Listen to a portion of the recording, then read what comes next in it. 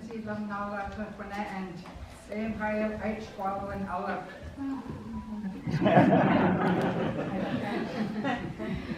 Shreds for welcoming each and every one of you to our beautiful Cowichan or Cowichan property lands, whatever. I am very pleased that we're going to talk about the river and hear stories about tonight. You know, our river is a heritage river for 22, 23 years, and we should really be proud of our Cowichan style. And you know, like the river, it's very consistent, and it perseveres as we do. We do the same thing in life. We come upon troubles, we come upon anything, and we're able to get through that. And our poor river does the same, and it's just a marvel to see how it is. So I know many of our areas here, with Samanas Marsh, we're doing wonders trying to keep everything. Just it can't be 100%, but we're doing our best to keep it pristine. And you know, just like the other watershed, the Cowichan Watershed Board and the Ducks Unlimited, and what else? Careen Basin Society. Come on, shout it out. What? Nature Trust. Oh, So I just for the river, everybody say Cowichan. Cowichan. Stakak. Stakak. Cowichan Stakak. Cowichan Stakak. Water is life. Water is life. So Cowichan Stakak. enjoy this evening, everybody, and very going to be we're going to keep you here for 5 hours. But, I'm really honored to attend tonight. When I saw it posted, you know, each and every one of us learn every day. We all learn something new every day, and I was really eager to come and listen and learn from Jedson August, who's going to share some stories with us. I was going to welcome you to the territory, but my cousin Dwafia has done that for me, so I appreciate that. But really looking forward to this evening, and I thank each and every one of you for taking the time to come and listen and learn. I'd like to introduce Careen August, who will end their evening. Thank you, Careen.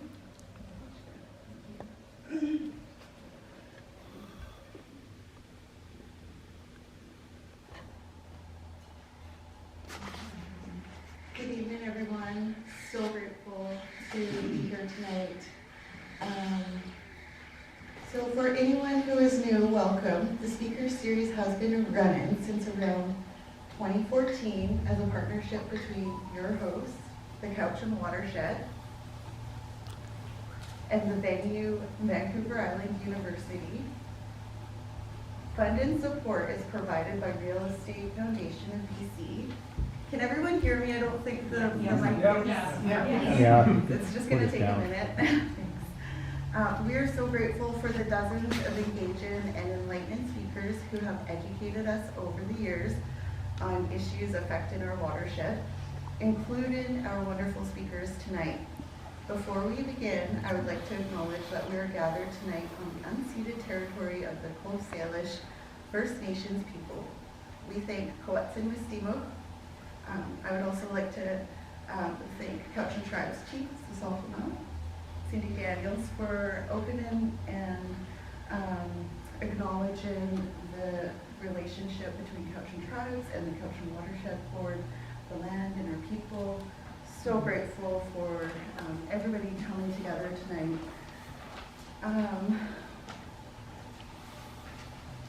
So for tonight, I'm here. My purpose is to introduce my dad.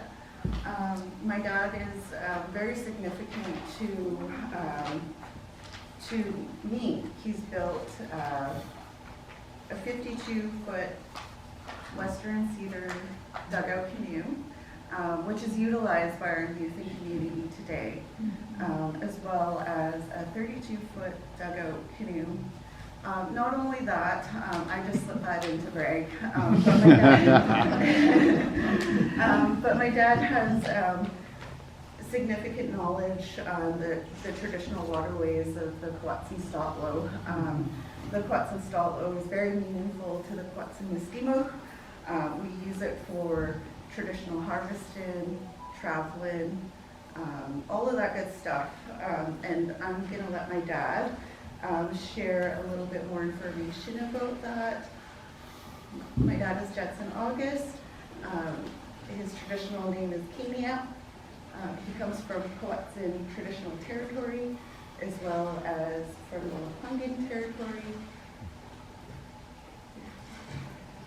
Okay. Hello, everybody. My name is Jedson August. Careen is my Philomena name. Come from Salmona. My father originally from Salmona. My mom from Victoria, Squamish area. And throughout my life, living along the Cowichan River, we harvested cedar canoes that drifted down from the Cowichan from as far as Fifth Lake. Some came from Fifth Lake down through to the Cowichan, end up around our area.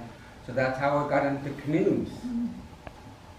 But not only that, throughout my schooling years, I started to work with the enhancement project. So I worked with the hatcheries, and then I worked for them for about 3-4 years, and then I moved into the enforcement. Because of my knowledge of the river, I was hired in as one of the first programs co-managed with the Department of Fisheries to save and also restore our natural stocks of the spring salmon. So this was growing up along the river, gave me a lot of knowledge of what we should be doing. Back then, I think I was 18, 19, when I first started with the enhancement or the enforcement project. And I think just to give you an idea of what we did as the First Nations, one of the first pilot programs with the Department of Fisheries, I think our stocks, original stocks that we had was 98 Chinook salmon.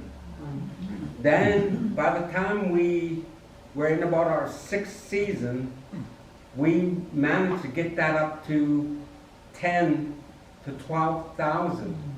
That was working hand in hand and with Chief and Council, enforcing our regulations upon our own people, which wasn't an easy task, because as you know, it's our right to go fishing. But with Chief and Council backing, that we had that right to go and enforce upon our own people. But by doing that, what that did for us as First Nations, that gave us a good, strong foothold, whereas, a lot of the non-native communities thought, okay, the First Nations are, the problem. But, as the years came along and I got more knowledge upon, why, we started off with a pie, whereas, so much for predation, so much for the industries, blah, blah, blah, all the way down. I think our sliver of what we as Cowichan tribes accumulated was 12% of the pie.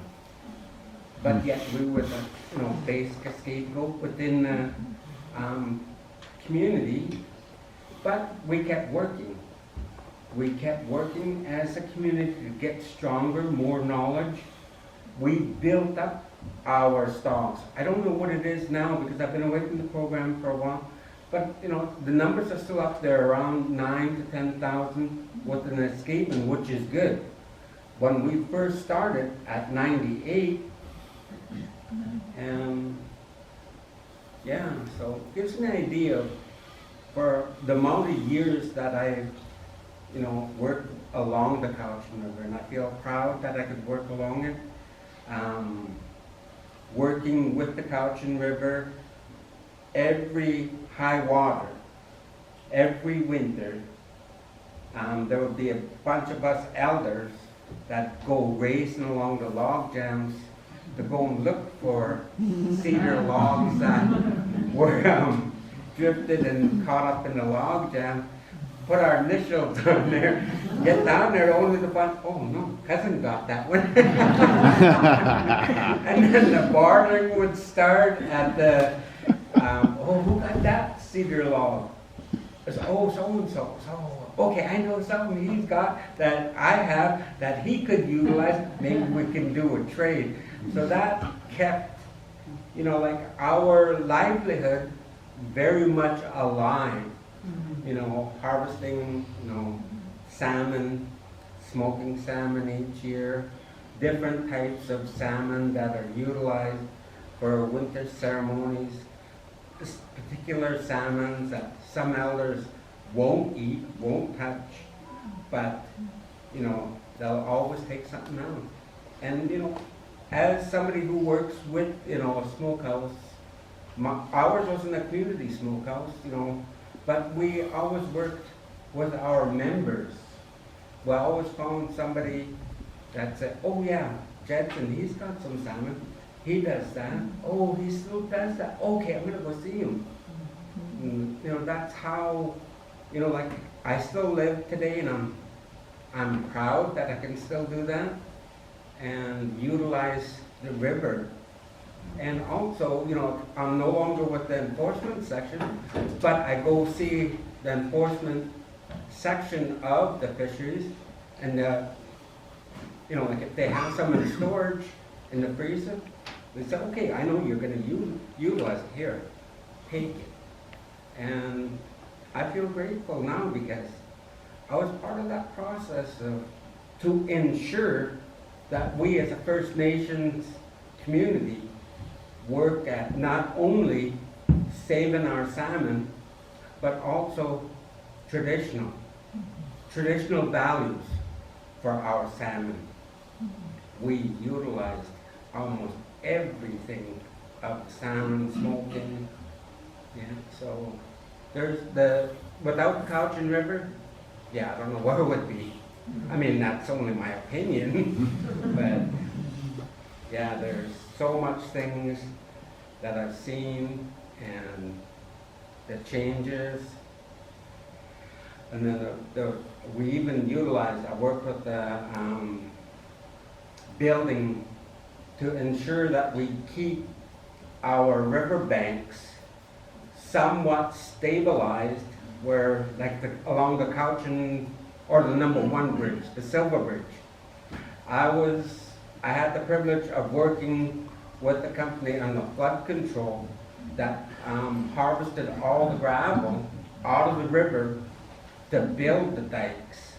So it gave me another avenue of learning what I could do to ensure that our Cowichan River will stay the Cowichan River.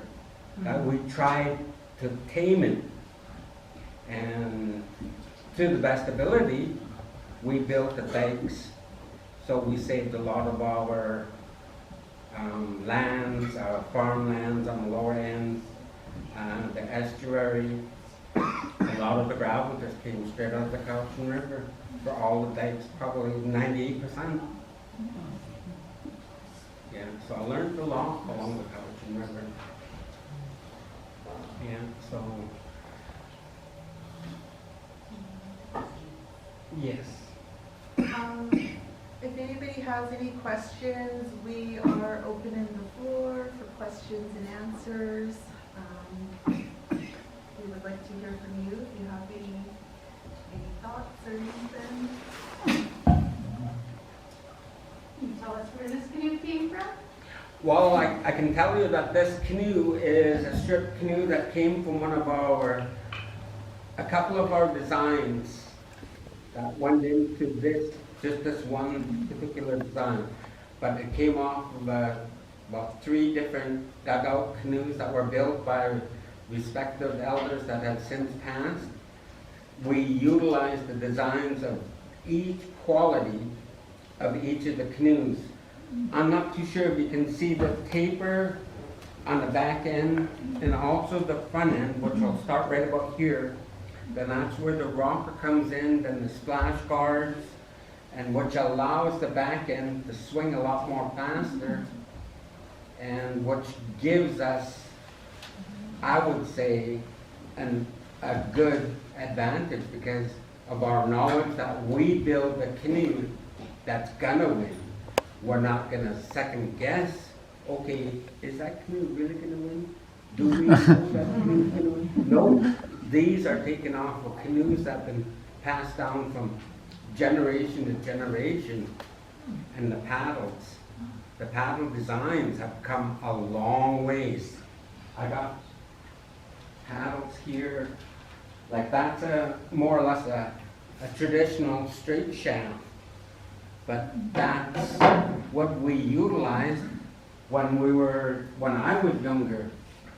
And then we have the newer paddles, the dog leg or a double bend, an S bend. There's a story that I'd like to share. Simon Fraser came over, a couple of the guys, the engineers, came over to watch us race. I must have been about 13 years old. Well, this one's just my training paddle. Our paddles were about 5 1/4 inches in width. So when we were racing, I'll share the story. I've got so much story, but I'll share this story. Is it gonna stick with me? We had paddles that had so much flex. We could bend it this way and that way.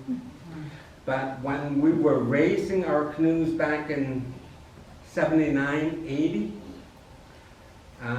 the Simon Fraser University engineers came over. They were watching us race. Well, it looked like this. We were 6th. And my skipper says, when I tell everybody to dig in, we're gonna go. So we were coming, we just made it at the second turn, probably over a 40-minute course.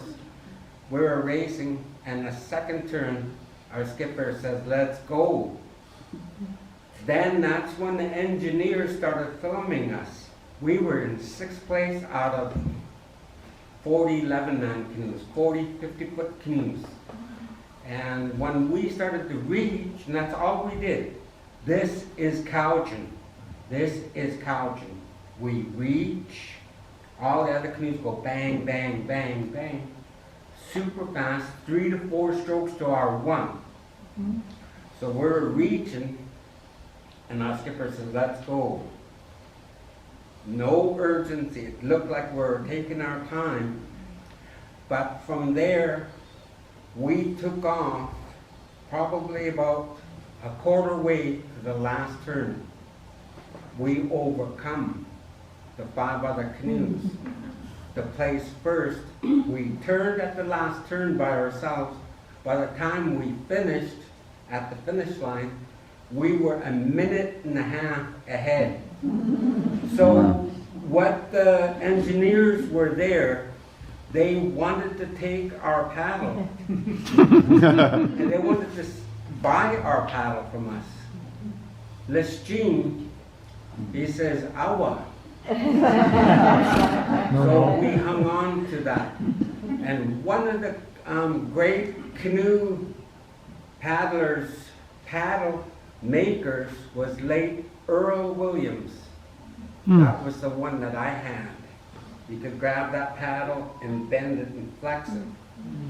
He was a really good, he didn't race, I mean not in my time, I don't know if I know it can be corrected, but I do know he made some phenomenal paddles.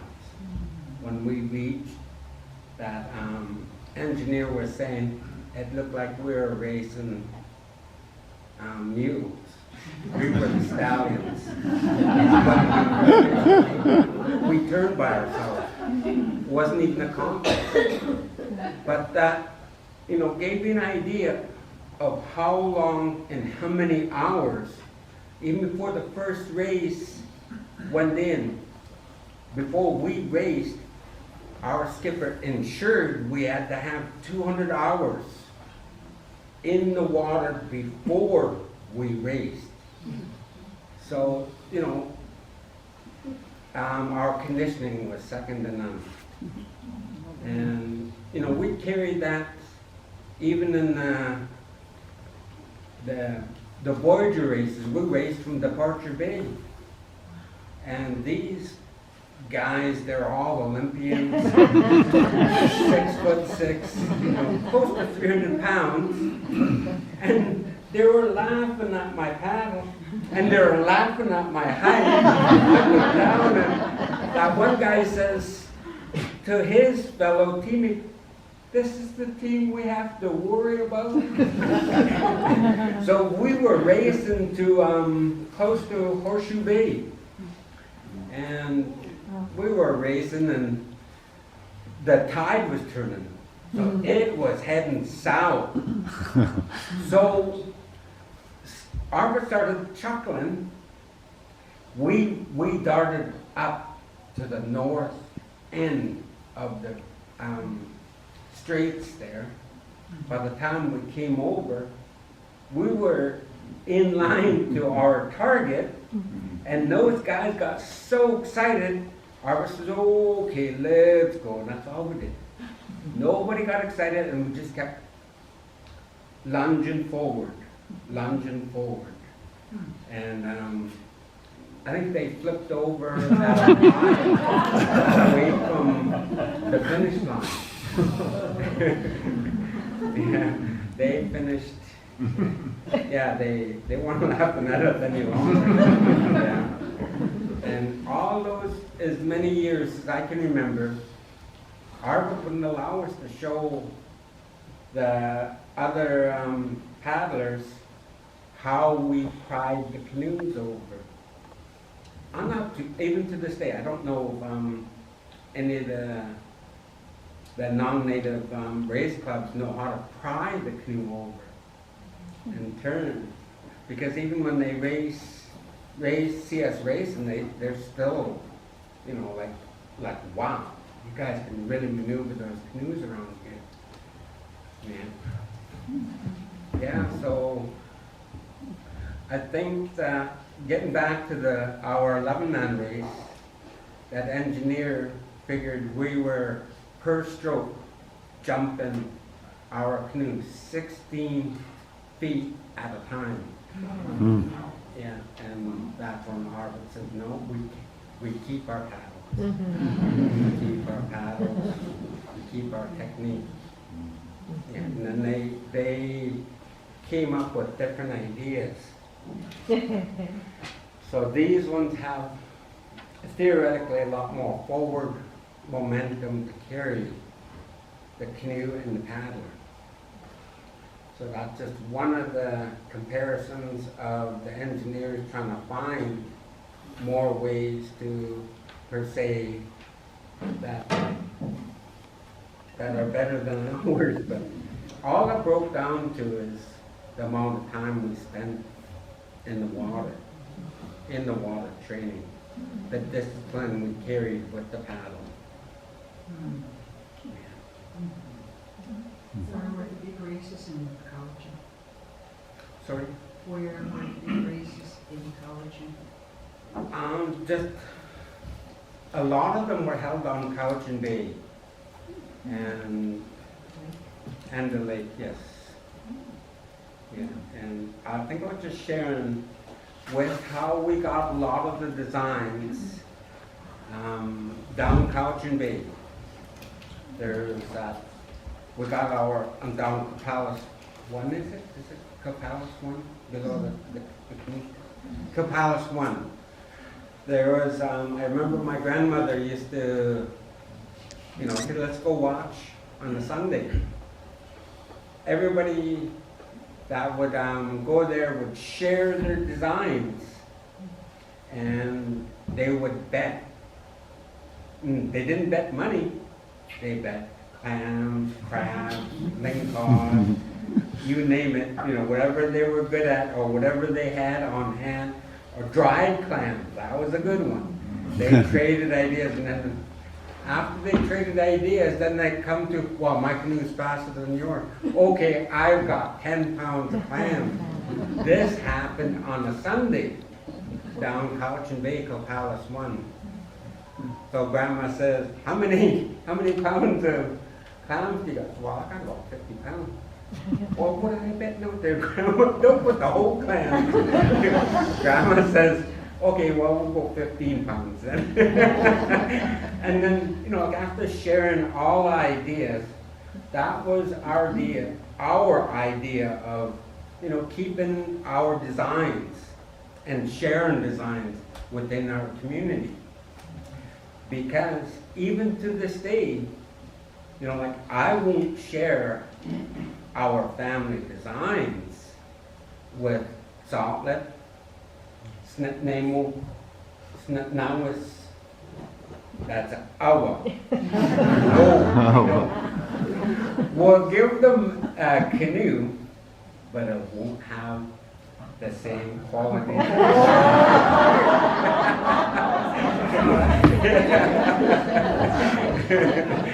So that's where Grandma, that this is a teaching now. The teaching was that nobody else repaired our canoes. The reason being, somebody who carries the good eye, that has the touch, will see your design on the reason why. Grandma always said, you learn to fix your own canoes. And back in the day, each and every family, each and every community had a person like me that could fix, that could see, that could build. And now, and that's the sad part of our society now, become too fast, too modern. So now, it's a privilege for me to share the amount of knowledge that I have. To know that, okay, back in the day, what I'm talking, like my grandmother would have just said no. Stay home. What do they want to hear about our canoes for? What do they want to know about what we know now? Would just stay home. Because we keep it to ourselves. But now, with the world getting so fast within itself, yeah, okay, I'll share. Yeah. And no, I had a lot of questions on the equipment that I utilized and what I did start off with. Well, just for an instance, instead of a power saw, I had a buck saw, a single buck. And part of my training was to utilize a single buck saw. Sit there hours. Just one log had to be about that high. My dad would say, go cut that, I need that measured out. I want to get a 6-man out of that. I want to get a double. If you can cut it properly, I'd like 2 singles out of this one big log. And I'm like, okay, I can cut up to the 6-man length, but I don't know how to cut it. And then that's where I started to learn how to cut the canoe appropriately, to utilize efficiently, to get other canoes out of one big log. Not only that, I still do this to this very day. If I'm utilizing a dugout, I make so much carvings, ceremonial bowls, ceremonial masks, you name it, I'll do it with whatever I see within it. And for, like for the amount of time that I spent sitting there, running single buck handsaw, had lots of time to think. But now, you know, like I'm happy that I got to endure all that, because I don't know too many people that do that this day. And so, oh, sorry. What tree is, wood do you use for the paddle, same as the book, as the canoe?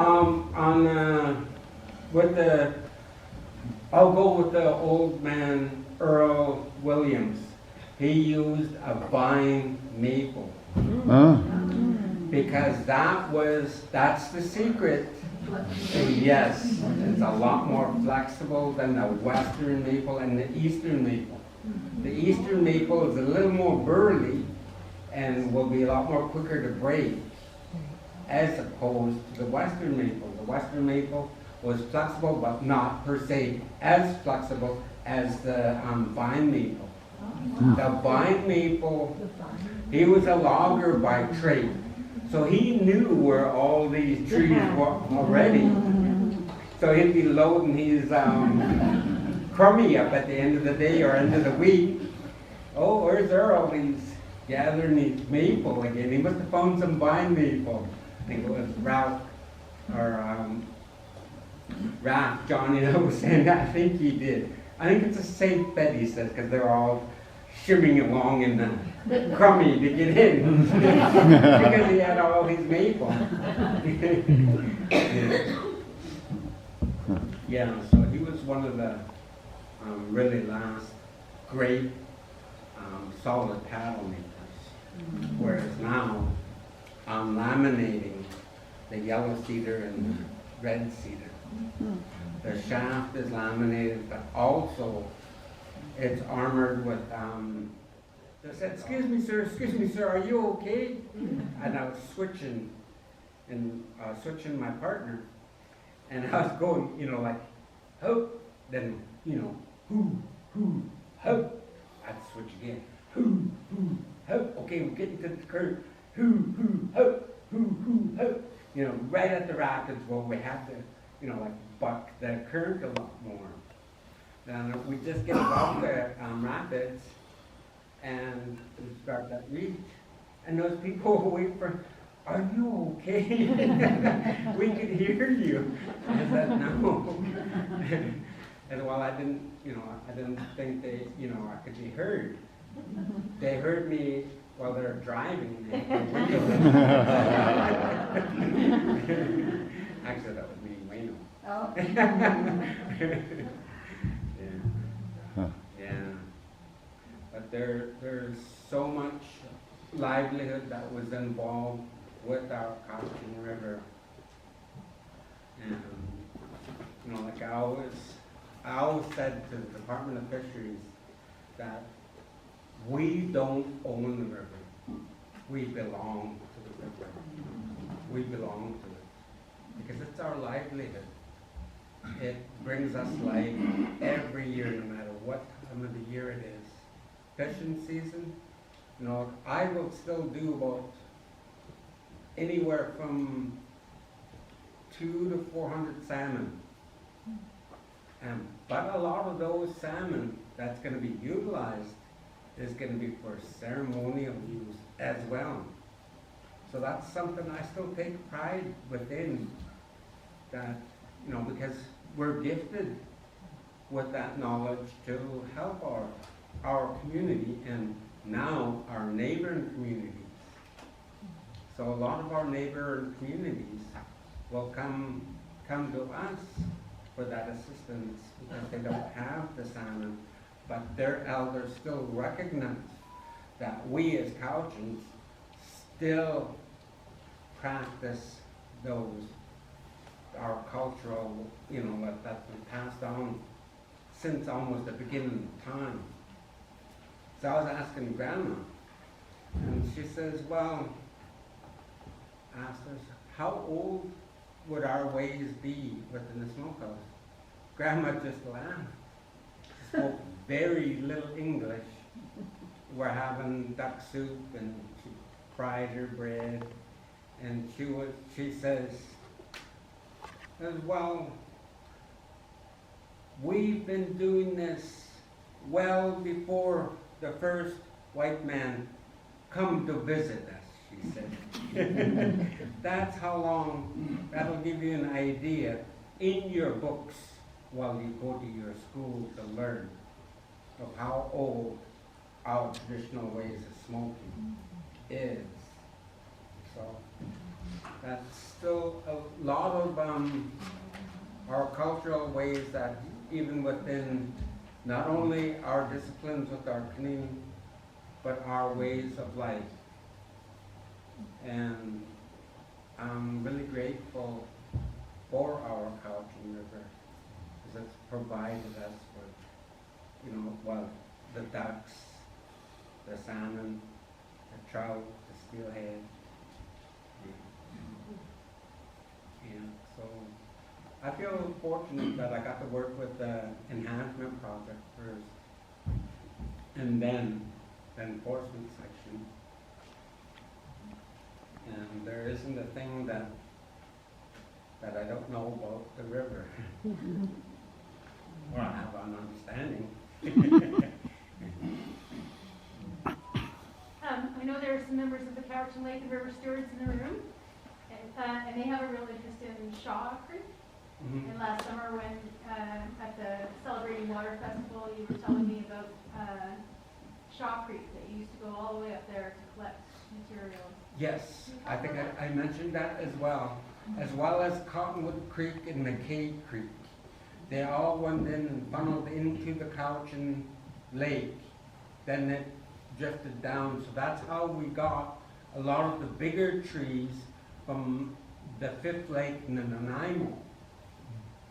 So when, back in the day before we had all our boundaries, this is Nanaimo, this is Cowichan, well that's all we recognized was Cowichan, right up to Fifth Lake. Because we had all our camps up there. I think I was taking Old Man Ben Canoe, and we were up just below the entrance. And he stops me. Excuse me, young feller. And he's looking up the mountain. Okay, can we go back over there? I'll back the boat up. Okay, hold it there. He said, okay, now look down. I was looking down and I said, what do you want me to look for, Grandpa? And he says, there should be trout and the kokanee that are migrating. And they come down from Shaw Creek. And they always mill around here. And they would also bet. And they would make spear poles about 14 feet, just a little thicker than, a broom handle. And Ben, he was tall like me. And he had a spear, and I was wondering why he was carrying it, and it was wobbling away. You look at today's spears, they're so thick and rigid. Well, he stood there with one hand, and the thing looked like it was shaking already. But he slid it down, and he threw, and he got one, and he was an old man. And he says, that hasn't changed. That hasn't changed. And that's where he showed me how to spear. Now, I thought, when it comes to spearing, I thought I knew a lot. I thought I knew a lot about spearing, because I speared all my life. And he shows me. There's another, for instance, just down at the White Bridge, Grandpa Art Joe comes over, and he says, oh my, you're just gonna walk by this good fishing spot. He had a 16-foot gaff, had a bend on there. He says, try my gaff hook, son. And he spoke only Hokomene. He spoke Hokomenum, and I said, and my grandmother just happened to come down. She was washing her wool, and she sat there and listened. And then she comes over and she says, "You pay attention now, son."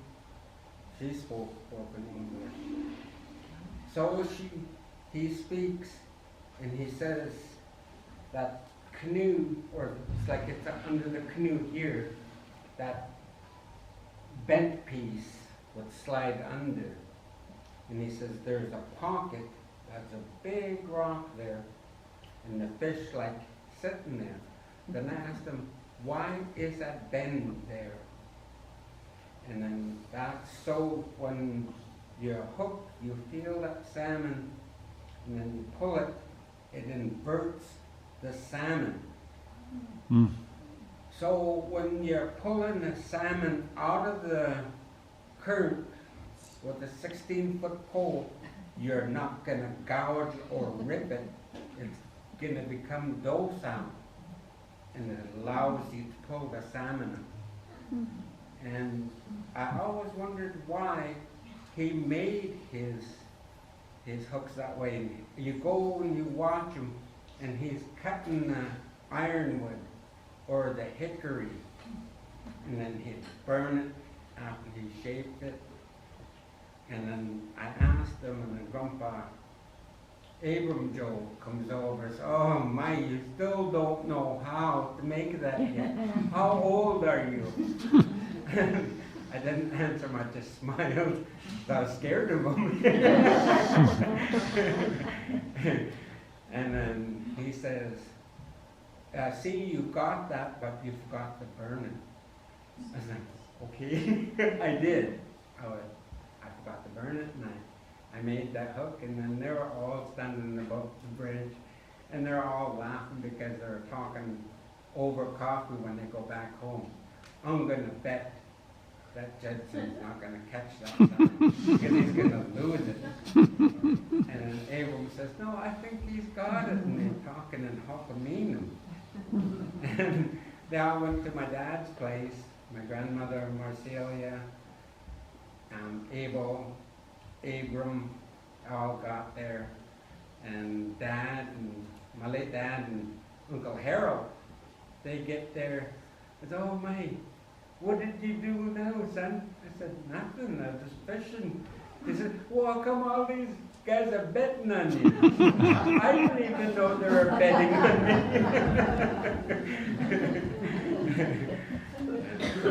Now that kind of, again, that art of making that gaff hook out of the hardwood, you hardly see. There's other families that made the dip nets, which I never knew how to make either. And we still have a few families within our tribes yet that make it right from scratch. And that's so nice to see. Because that's something I don't know.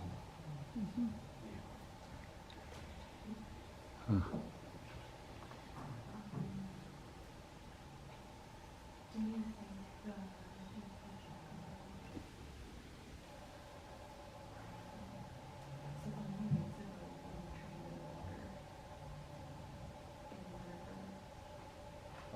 is it still possible to train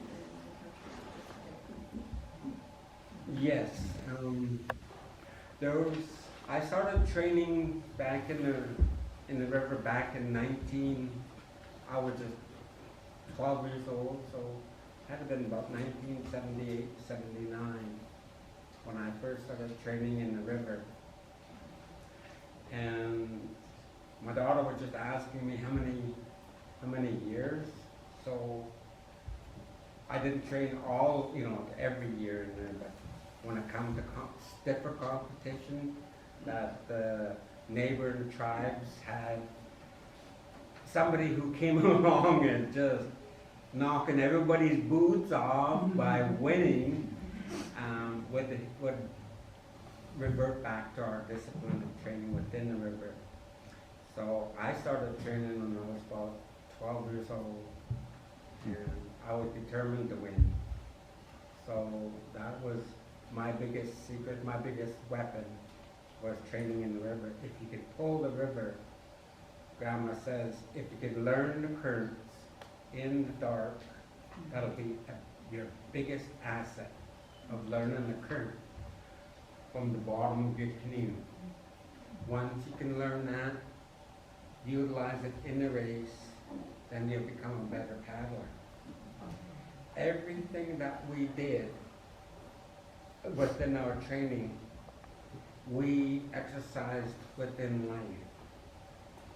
The life of our camo, our snuggler, the water. We learned how to look after our paddle, look after our canoe, respect the water, whether it's a lake, ocean, river. It was there to give us that spiritual guidance. And spiritual guidance, and part of our design, again, grandmother didn't give me a time, a length of time. She just said, since the beginning of time, that we carried our plans, design on each of our paddles, our colors. Our paddles were originally green. I switched it over to red. But my grandmother was superstitious.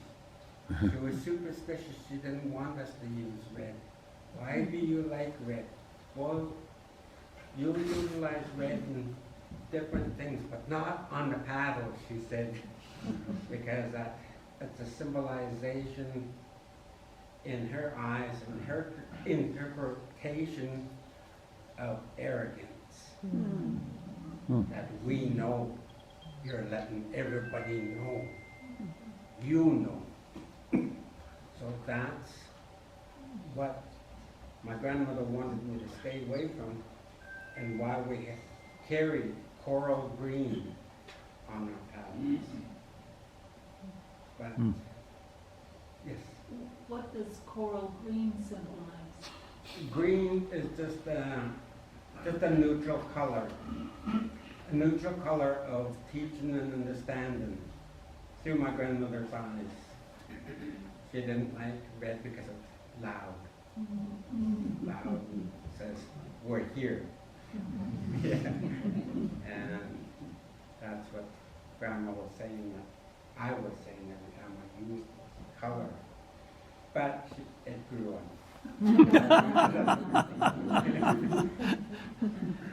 And over the years, I had so much paddles. I made my own paddles. And I had so much paddles that were all banged up, and I started stacking them up. And I had probably about that high of paddles, because I've been paddling all my life. And one of my friends came over, and they said, Jed, what are you going to do with all those stuff? I'm going to fix them. I'm going to fix them. My dad heard that. He said, when? If you were going to fix it, you should have fixed it by now. He says, I want you to gather all your paddles that you're going to fix. Somebody's going to soil it, it's going to be you. You're the one that's going to put them to sleep now. And then he got me to burn them all. So I burnt them. But he wouldn't have anybody else burn it but me. So that way, nobody, again, my late father was superstitious too. Whereas even if there was a small portion of the paddle that wasn't burned, and I didn't see, and somebody came along, they could do negative things to make us not win anymore. That's the way my late father and my grandmother raised me. So he made sure I sat there with a stick, pushing them all together and let it burn. Because I'm always building new paddles every year. Even at home, I still got like probably about 10 unfinished paddles yet that I'm building for my grandsons. Yeah. Canoes in front of my house. I don't have a carport, I got a canoe shed. Different canoes in different stages.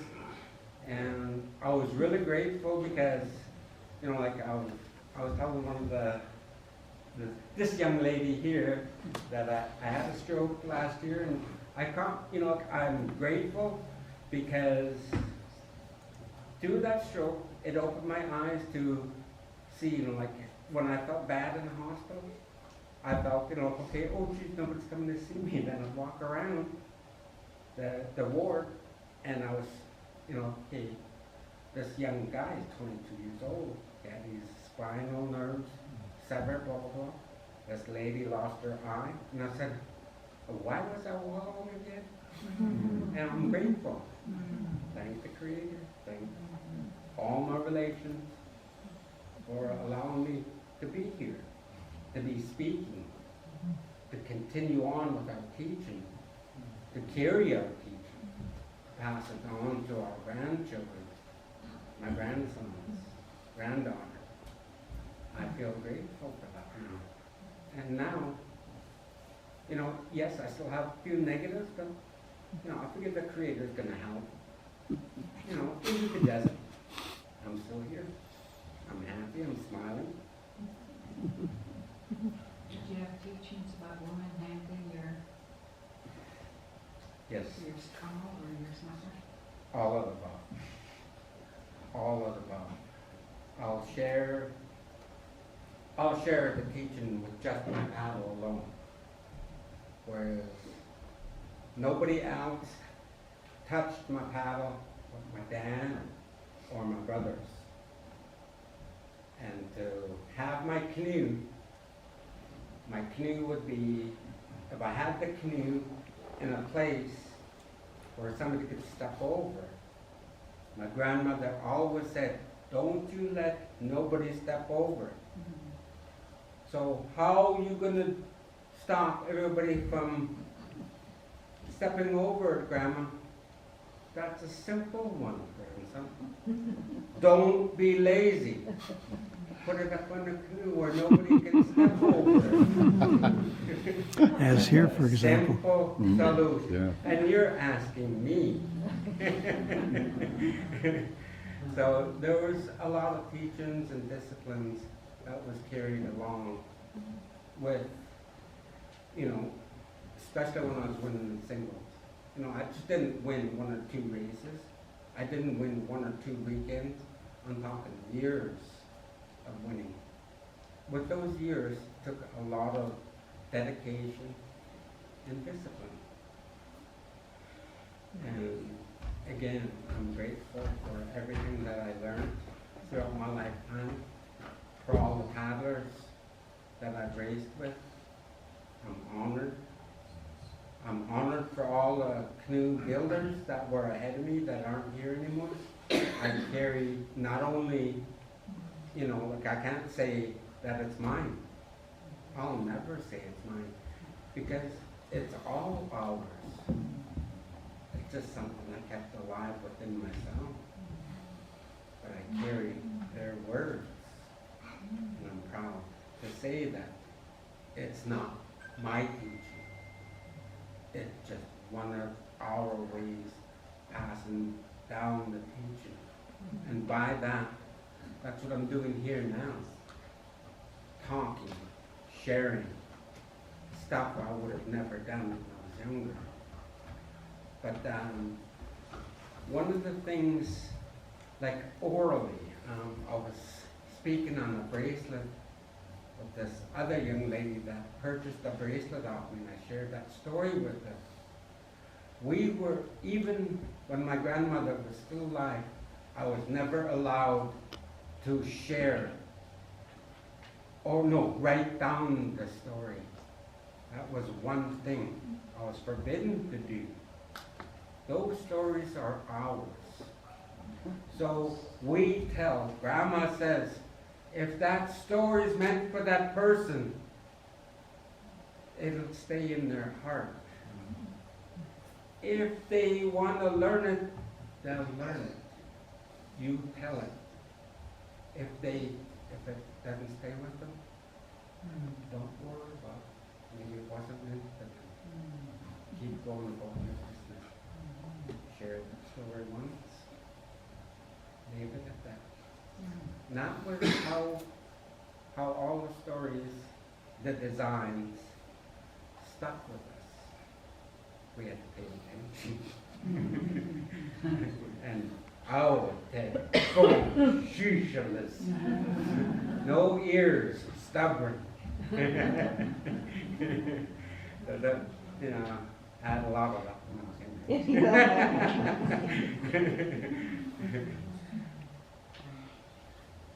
I was wondering if you could talk a bit more about the ways of showing respect to the river. One of the so many ways. Yeah, okay. I'll dwell on the enhancement section of our river. The teachings and disciplines that were passed down from generation to generation, not to overharvest, always to leave enough. So like, enough for other families, enough for the species to replenish themselves, to show that respect. That respect, it doesn't just start with catching the fish. Grandma says that's the easy part, that's the fun part. Now the real work begins. How we show that respect, we utilize that salmon. We smoke it.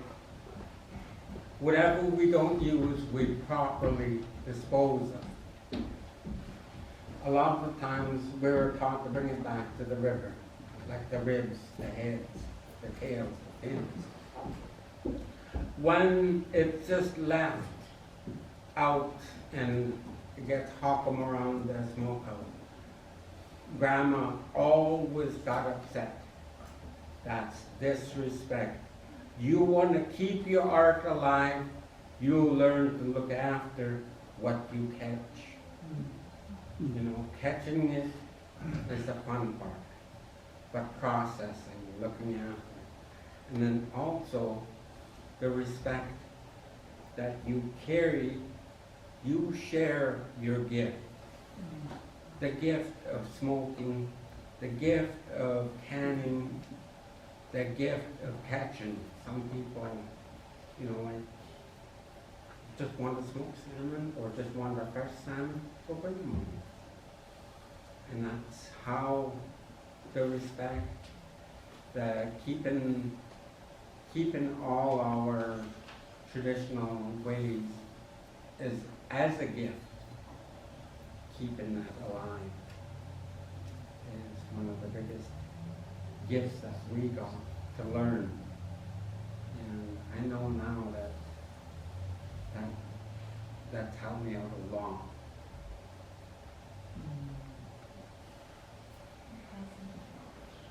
Yes, sir. You mentioned, and I'm so grateful to hear those stories, thank you. You mentioned at the beginning about seeing a lot of changes in the river. Could you talk a little bit about the changes that you've seen in your lifetime in the river? Well, the river, it used to flow almost, you're aware of the longhouse down in Salmon Reserve? The river used to come and flood along that plain there.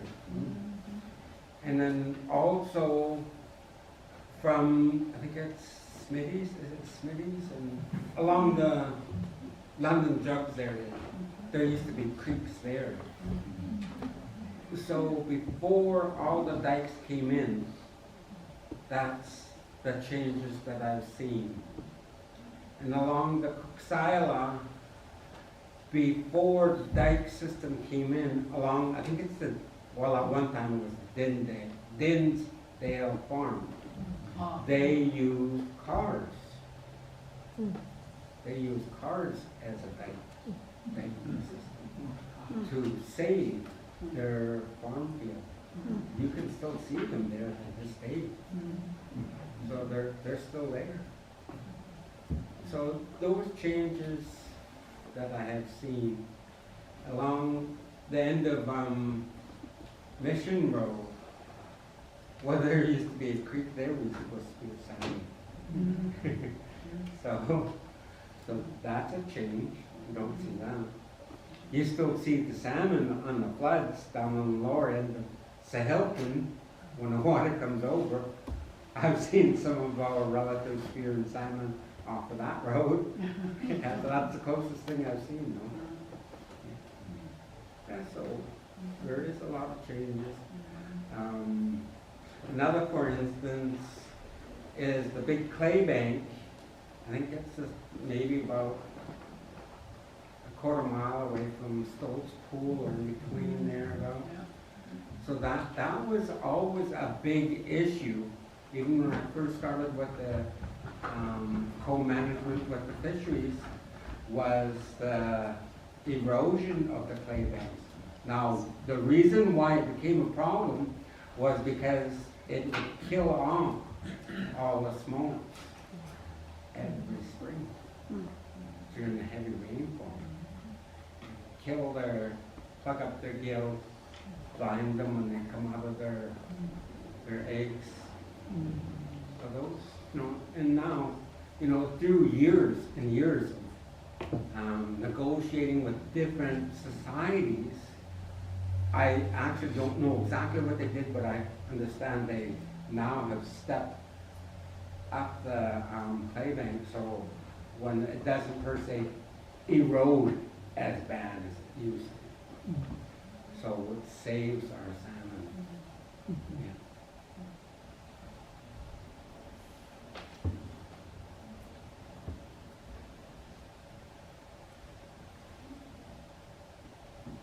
Is that a one-person canoe? Yes. Yes. And it's a race canoe? Yes. I think Where's the seat? you just sit right on the floor. Okay. And then this section here is the kicker and the backrest. I think this one was fitted for you, right? Yeah, that one was solely fitted for my daughter. Yeah. It's funny. This one. You're stealing that canoe. My daughter, yes. So who's the better paddler, you or her?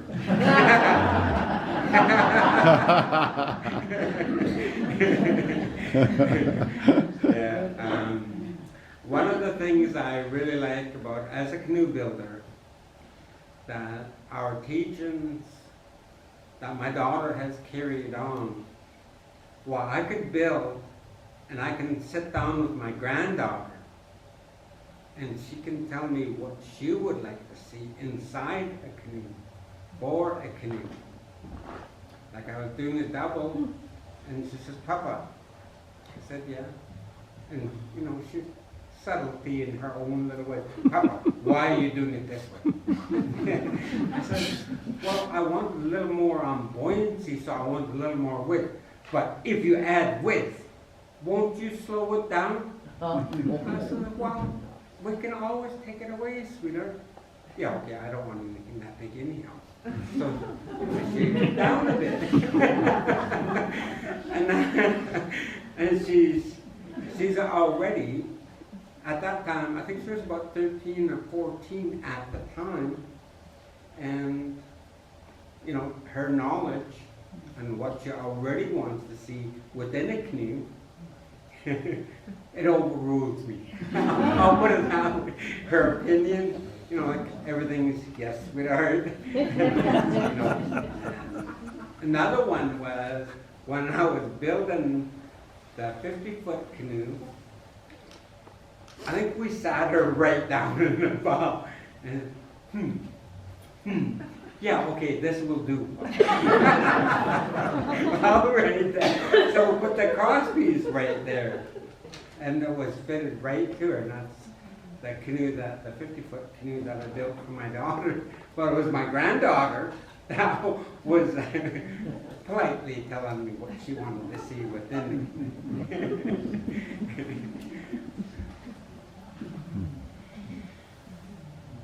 Can you talk about that 50-foot canoe and how it came to be and sort of what the story is on that? Well, yeah, actually I could. I could speak on that one. When my late father first started it, we got it from Hello. That log came out. My Uncle John August, he says, well, I got a log and worked it out, done our favors, blah, blah, blah. And then my father was building it. And my late father and my daughter, their birthdays are a day apart. So my dad says to Carleen, it's your birthday, so I'll give you this canoe. So my daughter just kind of asked me to build her a canoe, finish it off. And this is where my ideas, they sort of mattered.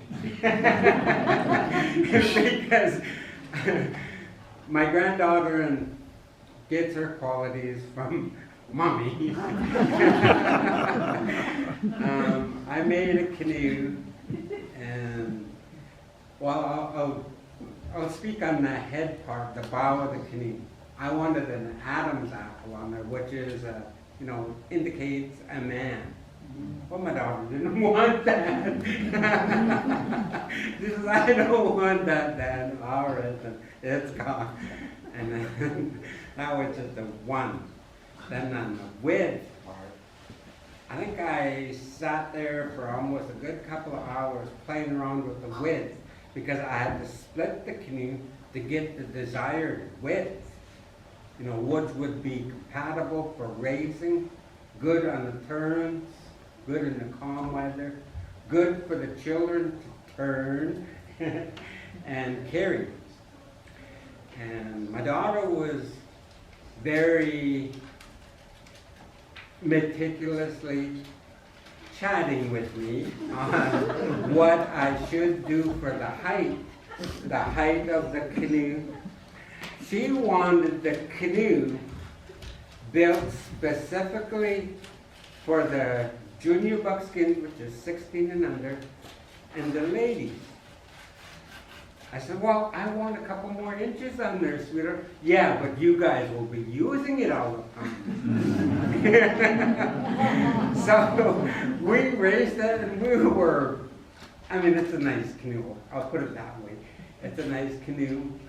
But with the men's weight, you add a couple hundred pounds on there. Easily.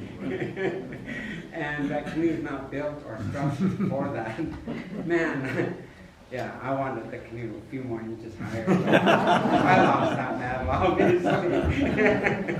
But the children, I let their record speak for itself. They won almost, 3 years straight winning on it.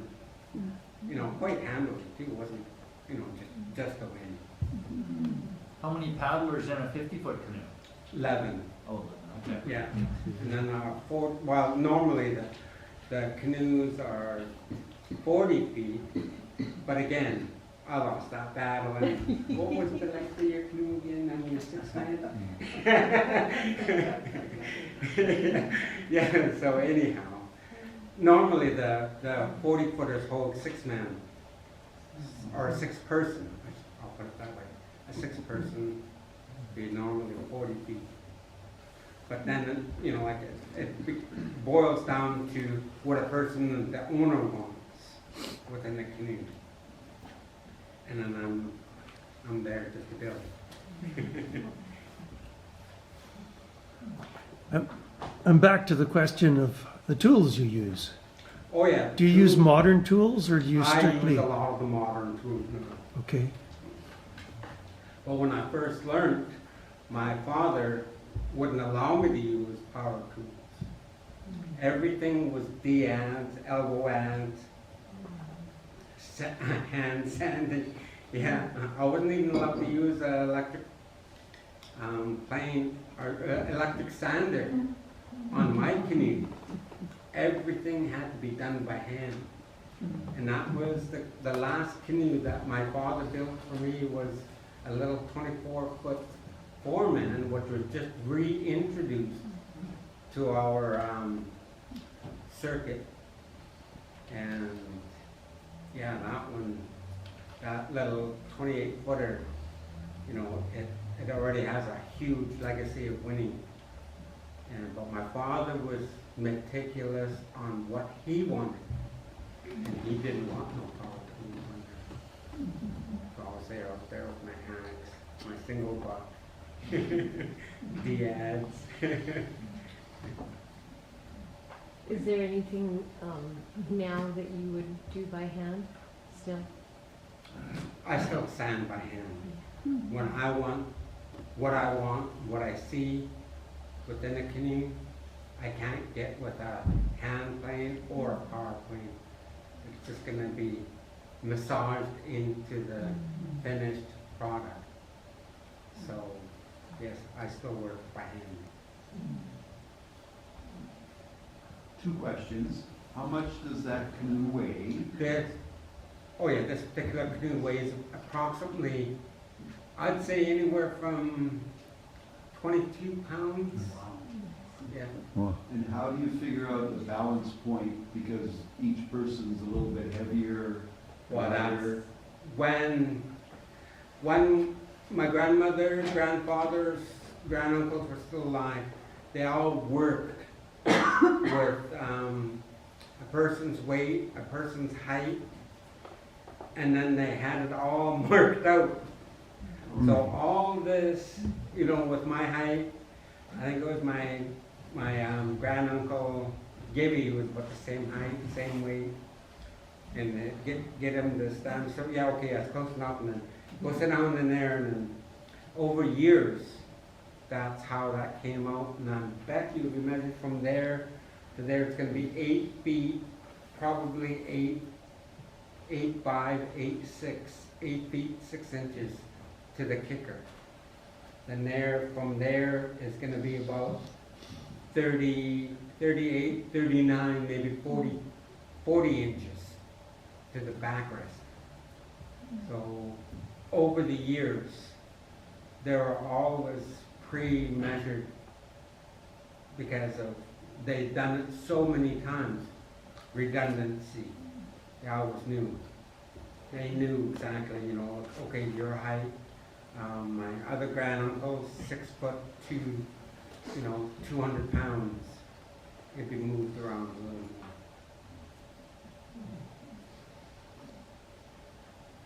Do you steam the canoe after you carve it? Yes, steaming. There's so many different methods. Steaming the canoe is one. I had that one elder that worked with the open shed in weather like this, with the moisture of the canoe and the moisture in the morning. That dictates to the canoe on how much you can push. When you can't push it anymore, and then the canoe wants to do its own thing, 9 times out of 10, it'll give way to the weaker parts of the canoe and buckle in. So this is where my uncles from Shemanis, Halal came in. They were meticulous on everything they did. You know, replace and remove and replace. And before modern glues, that's where their meticulous work comes in. They grab it, and this part here is always a pressure point, almost on the bottom line of the canoe, is a pressure point, and that because you pushed it out, because this one's got to be about 18, 17 and a half in width. The bottom has got to be about 16. So you've already got tension on there. It's going to give weight on the weaker point. Weak point is always almost dead center. So part of the teachings is to remove that part that's weak. And out of removing that, there was another teaching with what you put in, how you put it in. The canoe is going to go forward, so you keep the grain coming this way. It's going to follow the natural course of the canoe. That's going to point that way. That's another teaching with a dugout. When I first started building my dugout canoes, I told my grandma, I'm going to build a canoe. Grandma said, oh, go ahead, son. But she watched. And then she says, if I told you the right way, would you listen? I smiled and just put my head down. Okay, now let's go take a walk down the river, son. This is why you don't use the bow, the top of the canoe for the bow.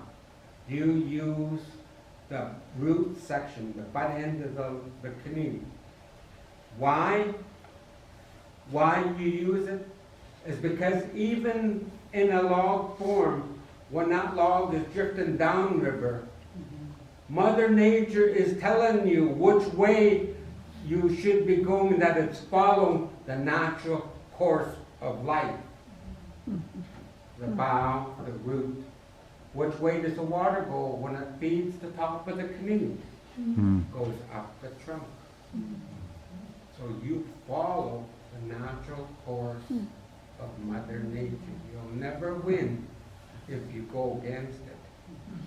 Because, point in case, Grandma says, go ahead, use that canoe in a race. You tell me how you're going to do, or how you did.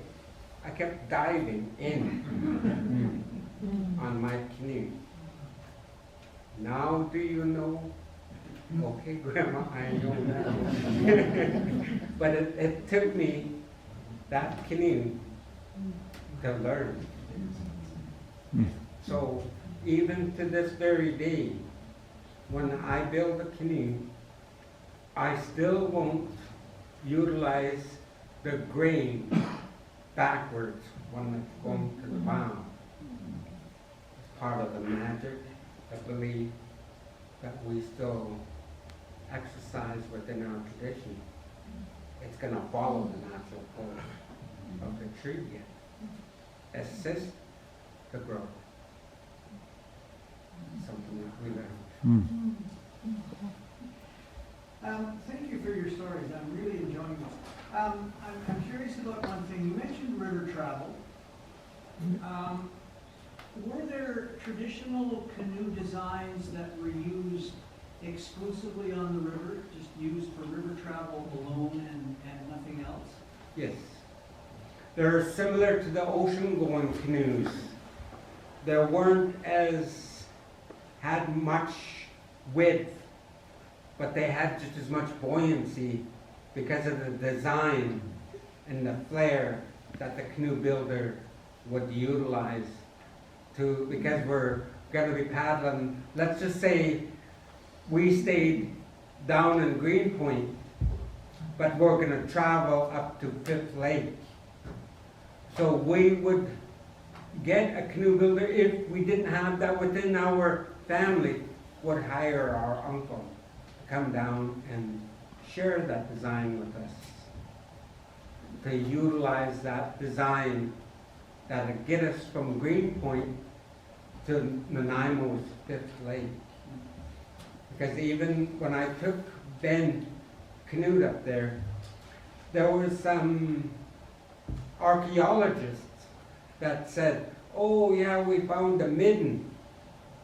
Ben just started laughing. And he starts talking, and he says, do you know what they're talking about? They're talking about the clam shells, the oyster shells, the crab shells. And he started laughing. I says, what's so funny about that, Papa? He says, those were our cousins coming up here to trade for the dried elk jerky. So those designs that we had family members that could utilize a design that could carry the weight and, well, not so much effortlessly go upstream, but get the gist of it. That there's so many different designs of canoes. Thank you. I assume you always use cedar trees? Yes. What were you looking for when you were scouting out trees for canoe making? So could you tell us a little bit about how you found the right trees? Again, with, I can only speak when, okay, I'll take my great-grandfather. When they harvested cedars, they would still travel and migrate up to Fifth Lake. And one of the things that they would do was get a nice big tree, like a 6-foot tree. And they'd spend the winter up there, and that's when they would harvest the cedar, during the winter time. And if they didn't finish the canoe that winter, they would leave it for the next winter, because they would utilize the snow to get their canoe down from the mountain. That's how they guided to the river. So to have an elder along with the person that's gonna fall the tree was also key. To always keep an elder around, because they know. Darn it. Always good to have an elder around. How long does it take to make canoe? It depends on whether or not you're making a strip canoe, a dugout canoe.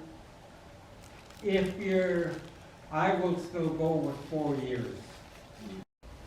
How many have you built in your lifetime? Oh my God. Yeah. You're asking me to think now. So, yeah. Well, I'll put it this way. I built one 50-foot canoe. That's my daughter's. But I built a numerous amount of 40-foot canoes.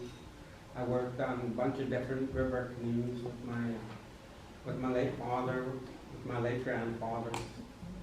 Yeah. But I've never counted them. Imagine it would be difficult to count them now. Yeah.